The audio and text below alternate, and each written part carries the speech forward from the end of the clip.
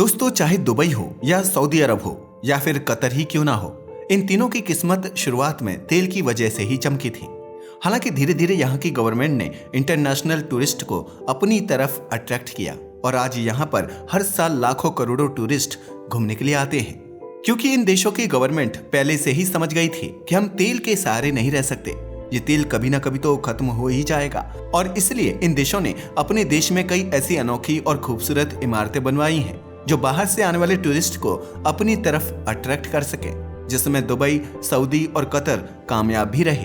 और अभी भी सऊदी अरब और दुबई के कई ऐसे कीमती प्रोजेक्ट हैं जिन पर काम चल रहा है और आने वाले सालों में यह प्रोजेक्ट बनकर तैयार हो जाएंगे, जो इन दोनों देशों के टूरिज्म को और भी ज्यादा ऊंचाइयों पर ले जाएंगे। अब ये तो बात थी सऊदी अरब और दुबई की, लेकिन इससे कुछ ही दूरी पर एक और शहर मौजूद है जिसका नाम अबू धाबी है। इस देश में भी भारी मात्रा में ऑयल रिजर्व्स हैं, जिसके सहारे आज अबू धाबी इतना ज्यादा आगे बढ़ा है।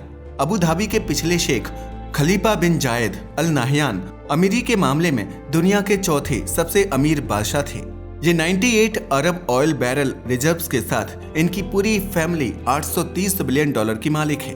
जब अबू धाबी के शेख ने दुबई और सऊदी अरब को देखा कि यह कंट्रीज तेल पर न डिपेंड रहकर अपने देश में टूरिज्म को बढ़ावा दे रही हैं ताकि इनकी इकोनॉमी और ज्यादा ग्रो कर सके, इसी को देखकर अबू धाबी के शेख ने भी अपने देश में टूरिज्म को बढ़ावा देना चाहा ताकि फ्यूचर में उनके यहाँ भी लाखों करोड़ों टूरिस्ट घूमने आए।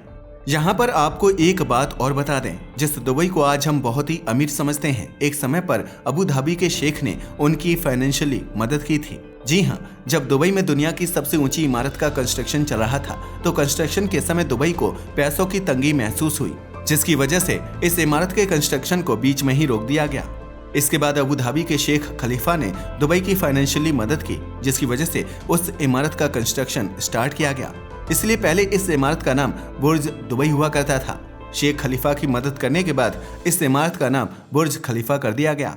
टॉपिक पर वापस आएं तो अबू धाबी के शेख अपने देश में इंटरनेशनली टूरिज्म को अपनी तरफ ज्यादा से ज्यादा अट्रैक्ट करना चाहते थे ताकि तेल के अलावा भी इकोनॉमी को चलाने के लिए कोई दूसरा जरिया बन सके, जिसके लिए वह अल रहा बीच पर एक ऐसी इंटरनेशनल सिटी बनाना चाहते थे जिसमें शॉपिंग मॉल, पार्क, जिम, बीच रिजॉर्ट्स और एंटरटेनमेंट की हर वह सुविधा मौजूद होगी जो एक लग्जरी लाइफ जीने के लिए और वेस्टर्न टूरिस्ट को चाहिए होगी। अब इतने बड़े प्रोजेक्ट को बनाने के लिए काफी अच्छे इन्वेस्टर्स की जरूरत थी और इन्वेस्टर्स को अपनी तरफ अट्रैक्ट करने के लिए शेख खलीफा ने दुनिया की सबसे अजीब और अनोखी बिल्डिंग बनाने का हुक्म दिया। यह बिल्डिंग बनने के बाद अल्डार प्रॉपर्टीज का हेडक्वार्टर्स होने वाली थी, जो अबू धाबी की डेवलपमेंट पार्टनर कंपनी है। अबू धाबी के शेख चाहते थे कि यह बिल्डिंग दुनिया की सबसे अनोखी बिल्डिंग बने। अल्डार हेडक्वार्टर्स बिल्डिंग को बनाने में सबसे पहले काम उसकी डिजाइन को चूज करना था, जो आसान काम नहीं था क्योंकि उस समय दुबई में एक से बढ़कर एक डिजाइन की बिल्डिंग बन चुकी थी। इसलिए कोई नई और सबसे अलग डिजाइन बनाना बहुत मुश्किल काम था। फाइनली कई महीनों की मेहनत के बाद एक डिजाइन सेलेक्ट की गई जो सी शैल के जैसी थी और इसी तरह अब यह बिल्डिंग बनने वाली थी। इस बिल्डिंग में 24 फ्लोर होने वाले थे जो स्टैचू ऑफ लिबर्टी से भी ऊंची होगी और इतनी ऊंची बिल्डिंग को गोल आकार में बनाना कोई छोटा मोटा काम नहीं था। जब शेख खलीफा ने इंजीनियर्स को उस बिल्डिंग के बनाने की लोकेशन बताई तो कुछ समय के लिए इंजीनियर्स भी हैरानी में पड़ गए, क्योंकि बिल्डिंग बनाने के लिए जो लोकेशन थी वहां पर कोई जमीन तो थी ही नहीं, बल्कि उस लोकेशन पर 26 फीट गहरा समुद्र था और इसी समुद्र पर बिल्डिंग बनानी थी। अब इंजीनियर यह तो समझ चुके थे कि यहाँ पर बिल्डिंग बनाना कोई आसान काम नहीं है। इसके लिए सबसे पहले इंजीनियर्स को वहां पर आर्टिफिशियल आइलैंड बनाना था, जिसके लिए इतनी ज्यादा रेत की जरूरत थी कि उतने में इजिप्ट में मौजूद दुनिया के सबसे बड़े स्विमिंग पूल सिटी स्टार्स के बॉटम से लेकर टॉप तक भरा जा सकता है। आसान भाषा में कहें तो इसके लिए 30 मिलियन क्यूबिक मीटर रेत की जरूरत थी। इतनी ज्यादा रेत समुद्र से खोदकर लाना बहुत बड़ा चैलेंज था, क्योंकि अबू धाबी के रेगिस्तान में जो रेत मौजूद है वो बहुत ज्यादा महीन है, उससे आइलैंड को नहीं बनाया जा सकता। खुशकिस्मती से अबू धाबी के जो पिछले शेख थे जायद बिन सुल्तान अल नाहयान, उन्होंने पहले ही एक आइलैंड बनाया था, इसलिए उन्होंने समुद्र से रेत निकलवाई थी। फाइनली 8 महीने की कड़ी मेहनत के बाद समुद्र में इस आर्टिफिशियल आइलैंड को बनाकर तैयार कर लिया गया। इसके बाद जैसे ही आइलैंड पर खुदाई शुरू की गई तो इंजीनियर ने एक और बहुत बड़ी मुसीबत नोटिस की, और वह ये थी कि खुदाई करते समय उस आइलैंड से समुद्र का पानी निकलना शुरू हो गया था। इसका साफ साफ मतलब ये था कि अगर इस पर बिल्डिंग बनाई जाती है तो बिल्डिंग का गिरना पक्का है, और इसी से बचने के लिए इंजीनियर ने डी वॉल यानी डायाफ्राम वॉल का इस्तेमाल करने का फैसला किया। इसके बाद इस वॉल को रेत में 16 मीटर तक नीचे डाला गया। यह वॉल मोटे कंक्रीट से बनी हुई थी, जिसको इसलिए नीचे डाला गया था ताकि पानी अंदर ना आ सके। इसके बाद इसके बॉटम में भी एक कंक्रीट से बना स्लैब डाला गया, ताकि अगर दीवार से पानी अंदर आ भी जाए तो वह नीचे से ऊपर ना आ सके। ये कोई छोटा मोटा स्लैब नहीं था, बल्कि इसको बनाने में 2000 कंक्रीट से भरे ट्रक लग गए थे। इससे आप अंदाजा लगा सकते हैं कि यह स्लैब कितना हैवी होगा। इसके बाद अब बारी थी इस बिल्डिंग के फाउंडेशन रखने की।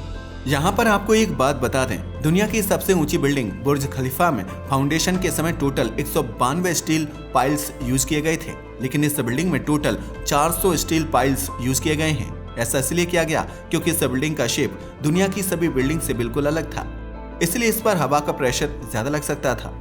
इस वजह से इसके एक मॉडल को विंड टनल टेस्ट के लिए भी भेजा गया।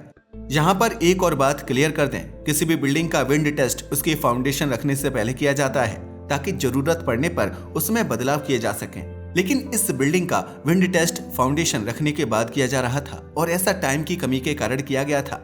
इस विंड टेस्टिंग में अगर कोई कमी निकलती तो इंजीनियर के लिए एक बहुत बड़ी मुसीबत बन सकती थी। हालांकि इसमें कोई कमी नहीं निकली। इस बिल्डिंग के मॉडल पर अलग अलग एंगल से विंड प्रेशर डाला गया। कैलकुलेशन के बाद बताया गया कि इस बिल्डिंग के फाउंडेशन में लगभग 400 स्टील पाइल्स यूज किए जाएंगे। इसके बाद अब बारी थी बिल्डिंग का राउंड शेप बनाने की, जो सबसे चैलेंजिंग वर्क था। और बात यह भी थी कि इस शेप की वजह से ही यह बिल्डिंग सबसे अलग दिखने वाली है। सी शेल जैसा शेप बनाने के लिए या तो इसको टोटल कंक्रीट से कास्ट करके राउंड शेप दे दिया जाए, लेकिन इसमें काफी ज्यादा टाइम लगने वाला था, जो कंस्ट्रक्शन टीम के पास नहीं था, क्योंकि अबू धाबी के शेख ने कंस्ट्रक्शन टीम को केवल 30 महीने के अंदर ही इस बिल्डिंग को बनाने का हुक्म दिया था। वह इसलिए क्योंकि अबू धाबी इस बार अपने यहाँ formula grand pre 1 racing host करने वाला था, और इसके होने से पहले ही यह बिल्डिंग तैयार होनी चाहिए थी, ताकि इंटरनेशनल टूरिस्ट इस बिल्डिंग को देखकर अबू धाबी की तरफ अट्रैक्ट हो सके। जिसमें हैरानी की बात यह थी कि इन 30 महीनों में 5 महीने बीत भी चुके थे। टाइम की कमी को देखते हुए 2 कंक्रीट के कोर बनाकर उसके चारों तरफ स्टील की प्री फैब्रिकेटेड फ्रेम को इस तरीके से लगाना था ताकि बिल्डिंग का शेप सी शेल जैसा बन सके। इंजीनियर को इन कोर्स को 125 मीटर ऊंचाई तक बनाना था। इसके लिए इंजीनियर ने स्लिप फॉर्म टेक्निक का यूज किया। इस टेक्निक में लिक्विड कंक्रीट को स्टील के मोल्ड्स में डाल दिया गया और फिर इन मोल्ड्स को धीरे धीरे ऊपर उठाया गया। इससे कंक्रीट के बिना जोड़ वाले कोर्स बनकर तैयार हो गए। आपको यकीन नहीं होगा, इन कोर्स को बनाने में 6500 टन स्टील और लगभग 6 महीने का समय लगा था, जो बहुत ज्यादा थे। अब कंस्ट्रक्शन टीम के पास केवल 19 महीने बचे थे, और इन 19 महीनों में कंस्ट्रक्शन टीम को इस बिल्डिंग की ऊपरी सतह पर स्टील फ्रेम, ग्लास फसाड और इंटीरियर डिजाइन जैसे बहुत सारे काम करने थे, और यह सब काम इतनी जल्दी करना एक बहुत बड़ा चैलेंज था।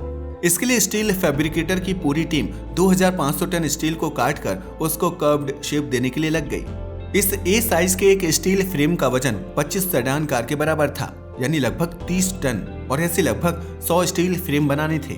और इन सब के अलावा इतने ज्यादा वजनी फ्रेम को एक जगह से दूसरी जगह तक ले जाकर एक दूसरे से जोड़ना, ये एक बहुत बड़ा काम था। इन स्टील फ्रेम में लगभग 25,000 ग्लास पैनल्स लगाए जाने थे, और इसका टोटल साइज 52 बास्केटबॉल कोर्ट से भी ज्यादा था। यह ग्लास कोई नॉर्मल ग्लास पैनल की तरह नहीं थे, बल्कि ये ट्रायंगुलर कर्व्ड ग्लास पैनल थे। जो टीम इनको मैन्युफैक्चर कर रही थी, उसने इस काम को और भी जल्दी निपटाने के लिए अपनी पूरी फैक्ट्री को कंस्ट्रक्शन बिल्डिंग के पास ही लगा लिया था।